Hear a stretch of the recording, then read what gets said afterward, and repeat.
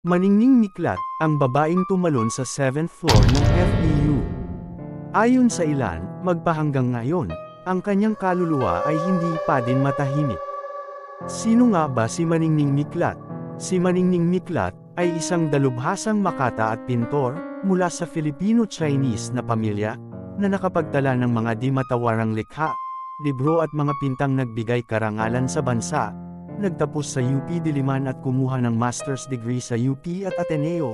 Nakapagturo rin ng arts sa Institute of Architecture and Fine Arts ng FEU. Taong 2000, pumaindayog ang pangalan niya sa pamantasan dahil sa pagiging mabait, tahimik at paladasal na guro. Noong ika-29 ng Setyembre taong 2000 sa edad na 28, kinagulat ng lahat nang tumalon ang profesoryo mula sa ika-7 palapag ng nursing building. Nagtago man ang tunay na katotohanan sa sanhi ng pagpapakamatay nito, nanatili naman ang mga kakilakilabot ng experience ng mga estudyante sa ika-7 palapag ng nursing building.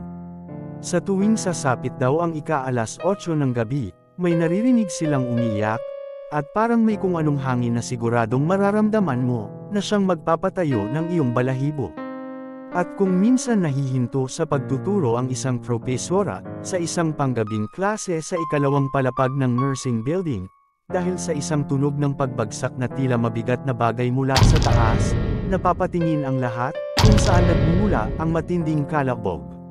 Mayroon na ring insidente na nagpakita si Maningning Miklat sa elevator ng naturang gusali, at talagang maiiyak ka sa gulat, minsan, parang may makakasabay ka sa pagbaba mo sa hagdan at may biglang hahawak sa likuran mo.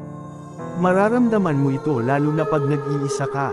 Mayroon ding naganap na may pumasok sa isang silid sa 7th floor sa mga first year nursing student at nagpakilalang siya raw si Maningning Miklat. At nang sandaling magpaalam ito, naglaho na ito't hindi na muling bumalik pa, makapanindig balahibong nalaman nilang, matagal na pala itong patay. Minsan itong nagpapakita sa ilang estudyante sa hallway, nakatingin, na tila malungkot at nakaputi. Maging sa konektado nitong education building ay takot ang mga panggabing klase ng sumilip sa daanan ng nasabing hallway, ganoon din sa chapel ng FEU sa tabi ng arts building. Nakikita raw tuwing gabi ang isang babaeng nakaputi at nakaluhod sa loob ng simbahan, at sinasabi ng ilan, na si Maningning Miklat daw iyon, dahil bago ito noong umuuwi lagi itong nagdadasal at dumadaan sa chapel noong nabubuhay pa.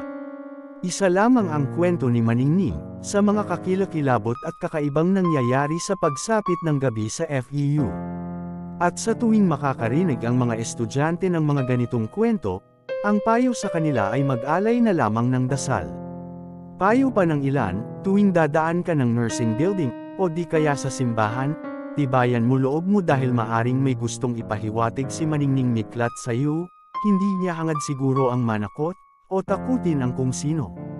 Marahil ang mga nabanggit, ay nagpasalin-salin na lamang at ang iba ay maaring bunga lamang ng sariling imahinasyon dala ng takot. Sa mga gusto pa ng mga ganitong klaseng istorya, mangyaring mag-subscribe sa aking YouTube channel, mag-like, and share, salamat po.